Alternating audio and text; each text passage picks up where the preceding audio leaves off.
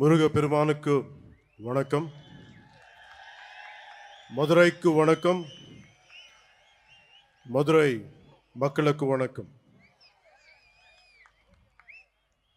முருக பக்த மாநாட்டை நடத்தும் இந்து முன்னணிக்கும் இந்து முன்னணியின் தலைவர் திரு காடேஸ்வர சுப்பிரமணியம் அவர்களுக்கும் வணக்கம். கந்த சஷ்டி கவசத்தை இசைத்த லட்சோப லட்சம் பேரில் இருக்கும் ஒவ்வொருவருக்கும் வணக்கம். மேடையில் உள்ள தலைவர்களுக்கும் எல்லாருக்கும் வணக்கம். மேடையில் இருந்த திரு வன்னிராஜன் அவர்களுக்கும் திரு பக்தன் அவர்களுக்கும் திரு அண்ணாமலை அவர்களுக்கும் திரு எல் முருகன் அவர்களுக்கும்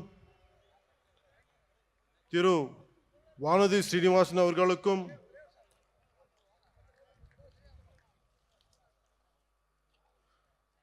முன்னாள் ஆளுநர் மேதகு தமிழிசை அவர்களுக்கும் வணக்கம்.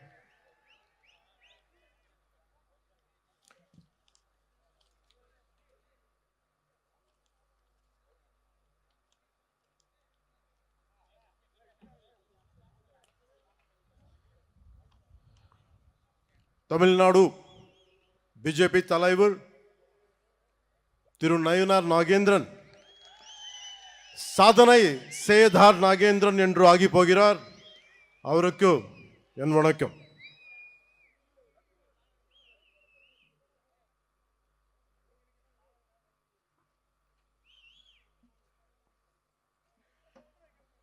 இங்கு கூடியிருக்கும் சன்னியாசிகள், குருமார்கள், மதாதிபதிகள், ஜீயர்கள் அனைவரையும் எவது சிரம் தாழ்த்தி தலை வணங்குகிறேன்.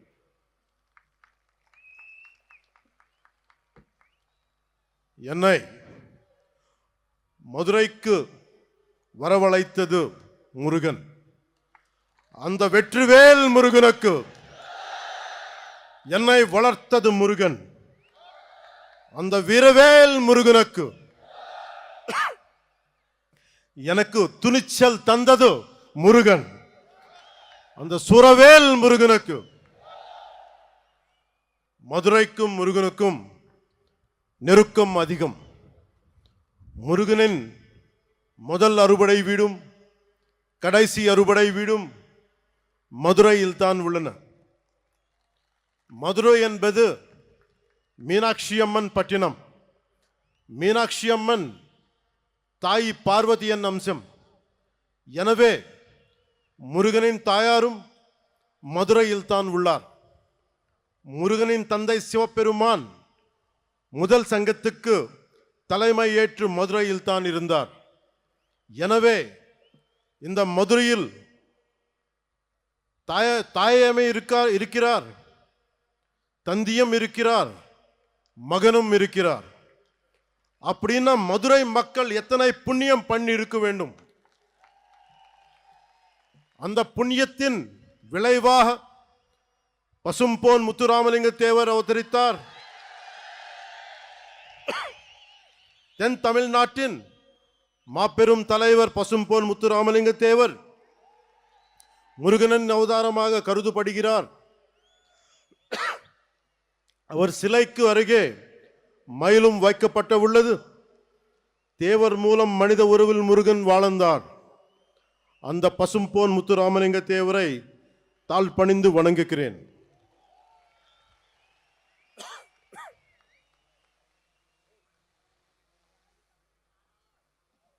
இப்போது மதுரையில் நடத்த ஒரு நிகழ்வை சொல்ல போகிறேன். இன்று மீனாட்சி அம்மன் கோயிலுக்கு போறோம், அருளை பெருக்கிறோம், குங்குமம் பெருக்கிறோம், பிரசாதம் கிடைக்கிறது. ஆனால் இந்த தலைமுறைக்கு தெரியாத ஒரு விஷயத்தை சொல்ல போகிறேன். ஒரு காலத்தில் மதுரையே இருண்டு கிடந்தது. நமக்கு ஒளி கொடுக்கும் மீனாட்சி அம்மன் கோயிலில் ஒளி இல்லை. நமக்கு சிந்தூர் கொடுக்கும் மீனாட்சி அம்மன் கோயிலில் சிந்தூர் கொடுக்க ஆள் இல்லை, எந்த வெளிப்பாடும் இல்லை. கோயில் நொறுங்கி போய் இருந்தது. ஏன் தெரியுமா? 14ஆம் நூற்றாண்டு தொடக்கத்தில் மதுரையை மாலிக் கஃபூர் லூட் பண்ணினான். அதன் பிறகு 60 வருஷங்களுக்கு மீனாட்சி அம்மன் கோவிலில் விளக்கு இல்லை. மீனாட்சி அம்மன் கோயில் மூடப்பட்டிருந்தது. அது மதுரையின் இருண்ட காலம். 14ஆம் நூற்றாண்டின் முடிவில் மதுரையில் மீண்டும் ஒளி பிரிந்தது. அந்த ஒளி விளக்கை ஏற்றி வைத்தார் விஜயநகர இளவரசர் குமார கம்பனன். இதுல இருந்து என்ன தெரிந்தது? நமது நாட்டு நம்பிக்கைக்கு அழிவில்லை, அதுவும் யாராலும் அழிக்க முடியாது. நமது கலாச்சாரம் ரொம்ப ஆழமானது, நம்மை அசைக்க யாராலும் முடியாது. கன்னியாகுமரியில் இருந்து காஷ்மீர் வரை நமது அறம் ஆழமாக இருந்தது. அது இன்றும் ஆழமாக இருக்கிறது, இனியும் ஆழமாக இருக்கும். இதுதான் இந்த தெய்வீக பூமியின் பலம். முருகனின் வடிவத்தில் நமது அறம் தொடர்ந்து தலைக்கிறது. அறம் என்பது என்ன? உலகை தீமை சூழும் போது அதை அறுப்பது அறம். எல்லோரையும் சமமாக பார்ப்பது அறம். தீவர்களை செய்வது அறம். தீவர்களை வதம் செய்வது அறம். அதன் பெயரே புரட்சி. அது செய்பவரே புரட்சி தலைவர். எனவே உலகின் முதல் புரட்சி தலைவர் முருகன் பெருமாள். நம்ம எல்லோரும் இங்க வந்தது ஒரே ஒரு கடவுளுக்காக, புரட்சி தலைவர் முருக பெருமானுக்காக, உலகின் முதல் புரட்சி தலைவருக்காக. அநீதியை அழித்ததால் அவர் புரட்சி தலைவர். சமமாக நடத்தியதால் அவர் புரட்சி தலைவர். அந்த வெற்றிவேல் முருகனுக்கு, அந்த வீரவேல் முருகனுக்கு, அந்த சுரவேல் முருகனுக்கு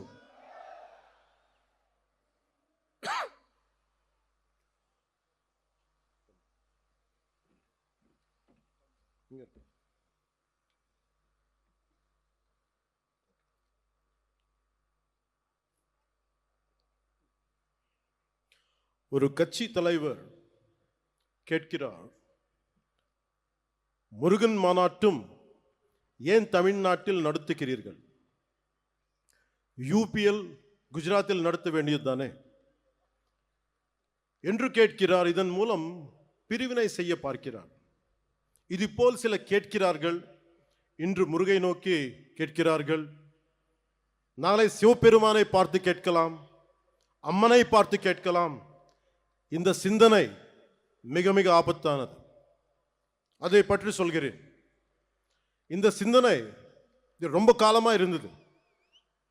அதை பற்றி சொல்கிறேன். நான் 14வது வயதில் சபரிமலைக்கு போனவன். தைப்பூசத்துக்கு திருத்தணிக்கு போவதை பார்த்தவன். நான் சென்னை மயிலாப்பூர் படித்த போது நெற்றியல் பட்டையுடன் ஸ்கூலுக்கு போனவன். சிறிது காலத்தில் மாற்றம் தெரிந்தது. அடுத்த 10 ஆண்டுகளில் நெற்றியல் விபூதி பூசுவதை கேள்வி கேட்டார்கள். எனவே என் 14வது வயதிலேயே இந்த விதமான கேள்விகளை எதிர்கொண்டவன். எல்லோருக்கும் இந்த எக்ஸ்பீரியன்ஸ் இருக்கும். அதை நாம் பெருத்துப்படுத்தவில்லை. காரணம், நம் இந்துக்கள் செக்குலரிஸ்ட். ஒரு கிறிஸ்தவராக இருக்கலாம், ஒரு முஸ்லிமாக இருக்கலாம். ஆனால் ஒரு ஹிந்துவாக இருந்தாலே இவர்களுக்கு பிரச்சனை. ஒருவன் ஹிந்துவாக இருந்துவிட்டால் அவன் மதவாதி. இதுதான் இவர்களது போலி செக்குலரிசம். என் நம்பிக்கையை கொண்டாட எனக்கு உரிமை உள்ளது. அதை கேட்க நீங்கள் யார்? உங்கள் நம்பிக்கையை நாங்கள் கேள்வி கேட்கவில்லை. அதே நாகரிகத்தை நீங்கள் கடைபிடியுங்கள். என் மதத்துக்கு மரியாதையை கொடுக்கு விட்டாலும் பரவாயில்லை, அவமரியாதையை செய்யாதீர்கள்.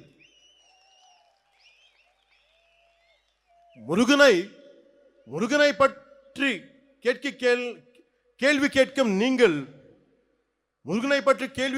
நீங்கள் அரேபியாவில் இருந்து வந்த மதங்கள் பற்றி இதே கேள்வியை நீங்க கேட்க முடியுமா? அதற்கான துணிச்சல் உங்களுக்கு உண்டா?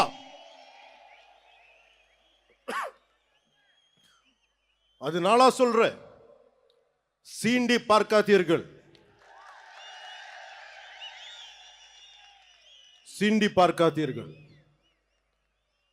சாது மிரண்டால் காடு கொள்ளாது.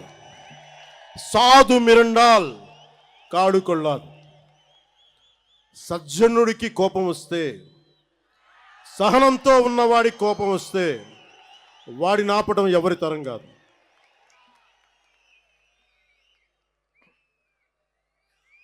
முருகன் தமிழ் கடவுள்.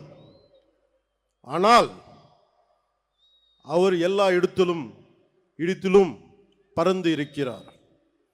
வட இந்தியாவில் கார்த்திகேயராக, ஆந்திராவிலும் கர்நாடகத்திலும் சுப்பிரமணியராக, தமிழ்நாட்டில் முருகராக இருக்கிறார். முருகப்பெருமான் உலகம் முழுதும் பறந்து இருந்தாலும் அவரது பாதம் தமிழ்நாட்டில் ஊன்றி இருக்கிறது. எனவே அவரது மண்ணை வணங்குகிறேன். அதனால்தான் முருகப்பெருமானுக்கு மதுரையில் மாநாடு நடக்கிறது.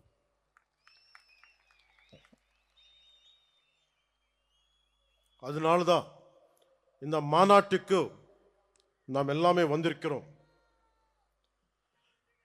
இங்கு சிலர் நிறத்தை வைத்து அரசியல் செய்கின்றனர். நமக்கு நிறத்தில் எந்த பேதமும் இல்லை. கிருஷ்ண பகவான் கருப்பு, காளி மாதா கருப்பு. நாம் நிறத்தின் வழியாக பார்ப்பதில்லை, அகத்தின் வழியாக பார்க்கிறோம். ஆனால் இங்கு கருப்பு நிறத்தை வைத்து கடவுளை சீண்டும் கூட்டம் உள்ளது. நம்மை இணைக்கும் முருகனை சீண்டி பார்க்கிறது ஒரு கூட்டம். கந்த சஷ்டி கவசத்தை கிண்டல் செய்தனர். அவர்களுக்கு கிண்டல் செய்யும் உரிமை உள்ளது. அந்த உரிமையும் ஜனநாயகம் கொடுத்துள்ளது. அவர்கள் என் கடவுளை கேலி செய்தனர், என் கலாச்சாரத்தை கேலி செய்தனர், என் பண்பாட்டை கேலி செய்தனர், என் பார்வையை கேலி செய்தனர். கேட்டால் இதுதான் செக்குலரிசம் என்பார்கள்.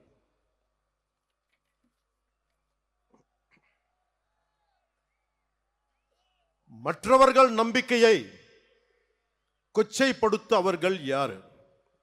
முருகனை கேள்வி கேட்க அவர்கள் யார்? அறத்தை அசைத்த பார்க்க அவர்கள் யார்? அவர்களால் மற்ற மதங்கள் பற்றி இது போல பேச முடியுமா? அரேபியாவிலிருந்து வந்த மதங்கள் பற்றி அவர்களால் இப்படி பேச முடியுமா? நம் மதத்தை பற்றி மட்டும் ஏன் இப்படி பேசுகிறார்கள்?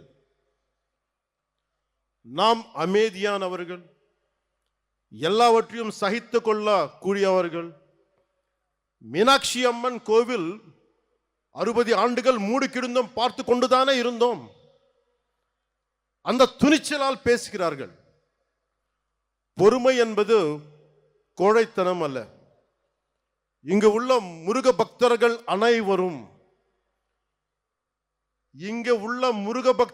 அனைவரும் ஒரு பார்வை பார்த்தாலே போதும். ஒரு பார்வை. நம்ம கடவுள்னு திட்டுறது கூட்டம், நம்ம கடவுள்னு திட்டுறது கூட்டம் காணாத கூட்டம் ஆகிவிடும். சிவபெருமானை நெற்றிக் கண்ணை திறந்த பூமி இது. இன்று இந்த கூட்டம் வரும், நாளை இன்னொரு கூட்டம் வரும். எத்தனை நாள் பொறுப்பது? முருகனை பற்றி இழிவாக சொன்னால் உங்கள் இதயம் நொறுங்க வேண்டாமா? நீங்கள் துடிக்க வேண்டாமா? பதற வேண்டாமா? நம்மை காப்பாற்றும் முருகனை நாம் காப்பாற்ற தேவையில்லை. ஆனால் நம்மை காப்பாற்றுவதற்கு கைமாறு செய்ய வேண்டாமா? நன்றியை காட்ட வேண்டாமா? நம்பிக்கையை சொல்ல வேண்டாமா?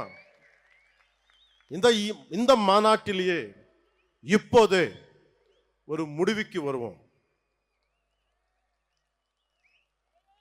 எப்படி மின்னல் கண்களை குருடாக்கமோ, எப்படி காற்றாற்று வெள்ளம் கரைகளை உடைக்கமோ, அது போல பொங்குவோம். நான் உங்களுக்கு அறைகூவல் விடுக்கிறேன். அநீதியை தட்டி கேட்க திருளுவோம். அறத்தை காக்க அனைவரும் எழுவோம். முருகன் நீதியை காப்பாற்ற புறப்படுவோம். இந்த முருகுப்படை திற்றது கூட்டத்தை தகுர்க்கும். இப்படை தோற்கின் எப்படை வெல்லும். இப்படை தோற்கின் எப்படை வெல்லும். அன்பு என்பது பலவீனம் அல்ல, அது துணிவின் அடையாளம், வீரத்தின் ஆன்மா, வெற்றியின் படிக்கட்டு. அன்பால் இணைவோம், ஆவேசத்தால் வெல்வோம்.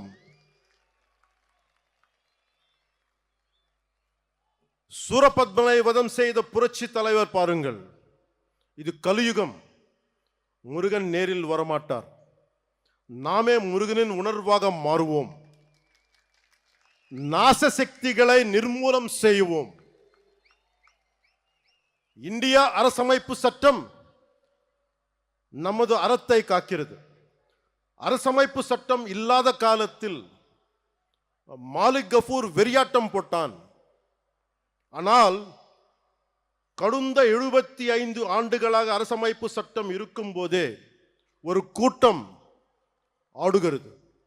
காரணம், நாசசக்திகளை ஆரம்பத்திலேயே கிள்ளி எறியாமல் விட்டுதான்.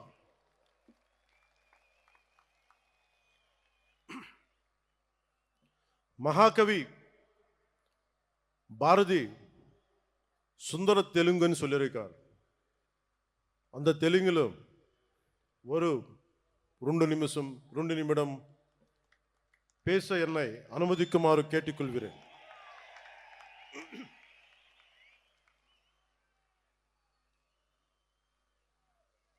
இது சொல்றதுக்கு முன்னாடி செக்குலரிசம் பத்தி சொல்றேன். நம்ம நாட்டில் secularism is a convenient word for a lot of people in our country. Specifically, atheists who doesn't believe in God. Hindu மதங்கள், what these atheists say, they don't believe in God. நம்ம கடவுள் நம்ப மாட்டாங்க.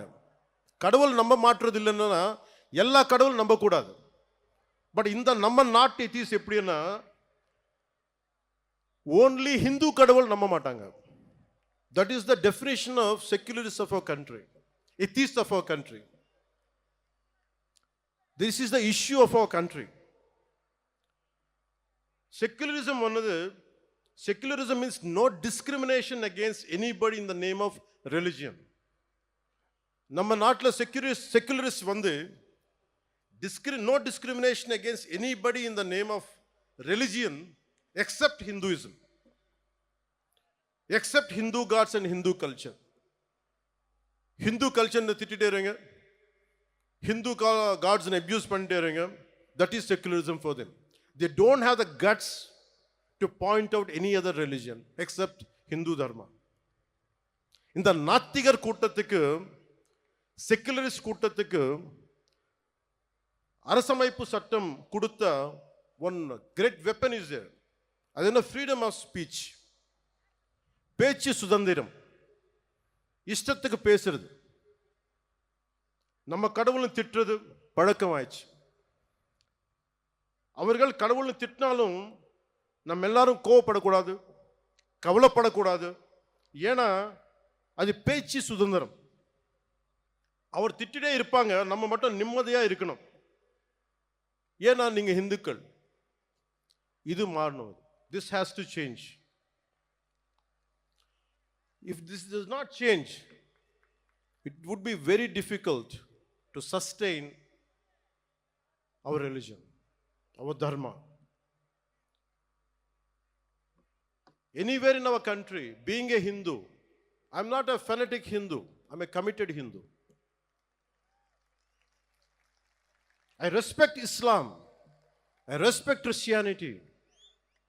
Only நான் கேட்கறது என்னன்னா, don't disrespect my Hindu dharma. நம்ம அறம் பத்தி நீங்க எதுவுமே சொல்லாதீங்க. This is my pleading. 2014లో నేను ఒక పార్టీ ప్రారంభించినప్పుడు తెలంగాణ హైదరాబాద్లో, ఆ రోజు నేను అనుకోలేదు ఏథెన్స్ కంటే పురాతనమైన నగరం అయిన మదురైలో ఇన్ని లక్షల మంది జనం మధ్య తమిళ్లో నేను గౌరవించే నా తమిళనాడులో, నేను పెరిగిన తమిళనాడులో, నేను ఇష్టపడే తమిళ సంస్కృతి, నాకు సంస్కృతి బీజాలు పోసిన తమిళనాడు,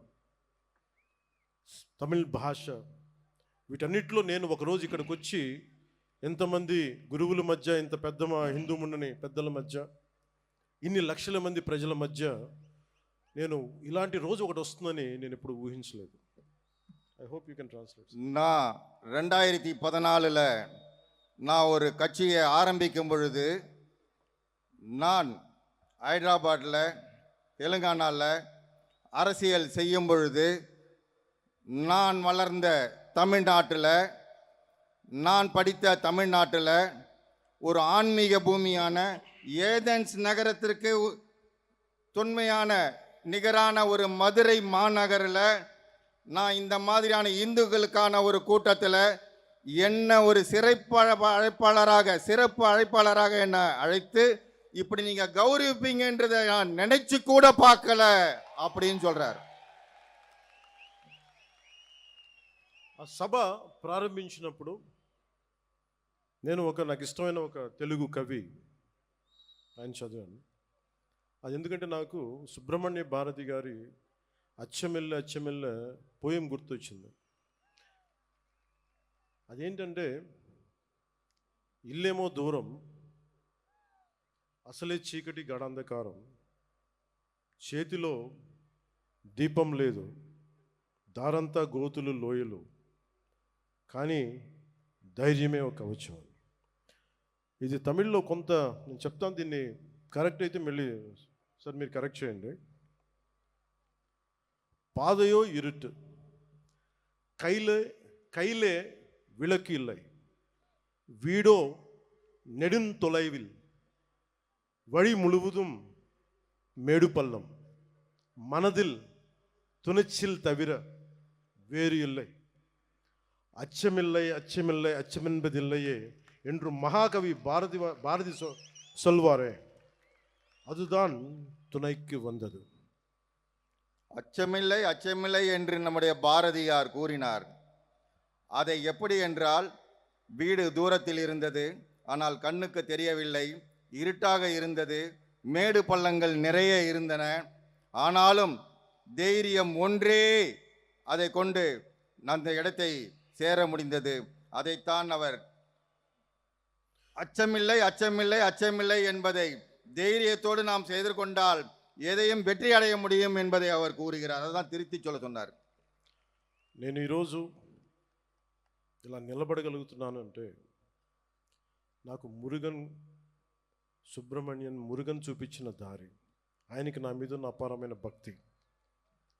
ఆయన చూపించిన దారి ఏంటంటే ధైర్యం, వీరత్వం, ప్రేమతో నిండి ఉంటుంది. முருகன் என்னுடைய கடவுள், எனக்கு தைரியத்தை கொடுத்தவர் அவர்தான். அவர் கொடுத்த ஒவ்வொரு வழியையும் தைரியத்தையும் பார்த்து தான் இன்னைக்கு நான் இந்த இடத்துல நிக்கிறேன்றதை சொல்றாரு அவர். మురుగన్ చూపించిన దారిలో నడిస్తే విజయమే వస్తుంది, మంచి కోసం మార్పే తెస్తుంది. முருகன் காட்டின வழியில நாம நடந்தா நல்லதே நடக்கும், வெற்றியே நடக்கும், நமக்கு எல்லாமே நல்லதே நடக்கும், வெற்றி தான் நடக்கும்ன்றதை அவர் அண்ணன் சொல்றாங்க. ఈ దారి కష్టమైనది, కానీ బలాన్ని ఇచ్చేది, ధైర్యాన్ని నింపేది, అనుకున్నది సాధించేది. இந்த பாதை மிக மிக கடினமானது, ஆனா இந்த பாதையை நம்ம கடந்து தான் ஆகணும். அதுக்கு வந்துட்டு முருகனை நினைச்சு நம்ம கடுமையாக போராடி நிச்சயமாக வெற்றி அடைய வேண்டும் என்ற நோக்கத்தோட போகணும்னு சொல்றாங்க. మనం వెళ్ళే దారిలో, మనం ఎంచుకున్న దారిలో శత్రువులు, అరాచక శక్తులు ఉంటాయి, భయపెడతాయి. కానీ వీరవేల్ వెట్రివేల్ మురుగన్ తోడుండగా మనకేంటి భయం? நம்முடைய பாதையில ராட்சசர்கள், கடுமையான கொடுமையான ராட்சசர்கள் இருக்கிறாங்க. அந்த பாதையில நாம போகும்பொழுது வீரவேல் வெற்றிவேல் என்று சொன்னால் அந்த ராட்சசர்கள், கொடுமையானவர்கள் ஓடி போய் விடுவார்கள் என்று கூறுகின்றார். మార్పు అనేది ఒకటి. ఈరోజు మనందరం ఇక్కడ ఉన్నాం, వి గ్యాదర్డ్ హియర్, కానీ మార్పు తీసుకురావడానికి, ఆ మార్పుని తీసుకురావడంతో సాధ్యం, అంత ఈజీ, తేలిక కాదు. కానీ మనందరం కలిసికట్టుగా నిలబడి పోరాడితేనే వస్తుంది మనం అనుకుంటున్న మంచి మార్పు. நம்முடைய எண்ணங்கள் எல்லாம் நிறைவேற வேண்டும் என்றால் நிச்சயமாக நாமல் ஒன்றாக இணைந்துதான் இதற்கு இந்துத்துவலாக போராட வேண்டும் என்று சொல்கிறார். அப்படி ஒற்றுமையாக நாம் போராடினால் நிச்சயமாக நமக்கு வெற்றி கிடைக்கும் என்று கூறுகிறார். இந்த காலத்துக்கு பொருத்தமான எனக்கு பிடித்த திருக்குறள் ஒன்று உள்ளது. அந்த குறள் சொல்கிறது, சுண்டலிகள் ஆயிரக்கணக்கில் படை எடுத்தாலும் ஒரு நாகுபாம்பு பார்த்து சீறினால் போதும், அந்த எலிக்கூட்டம் காணாத போய்விடும். அதுபோல நமது எதிரிகள் எவ்வளவு பேர் இருந்தாலும் முருகனின் தந்தை சிவபெருமான் கழுத்தில் உள்ள நாகம் பார்த்தாலே போதும், காணாத போய் விடுவார்கள். நான் இதை உங்களுக்கு டிரான்ஸ்லேட் பண்ணணும்னு தேவையில்லை. எனவே மாற்றம் வருவது உறுதி. Change is bound to happen. మార్పు తథ్యం. మనం అనుకున్నది సాధిస్తాం, మన ధర్మానికి నిలబడతామని తెలియజేసుకుంటూ మీ అందరికీ நன்றி, வணக்கம். மாற்றம் ஒன்று மாறாதது. நிச்சயமாக தர்மத்தின் தலைமை நிறை நின்று, தர்மத்தின் பாதை நின்று நாம் ஜெயிக்க தான் போகிறோம், ஜெயித்து காட்டுவோம் என்று கூறி நான் வணக்கம் கூறுகிறேன்.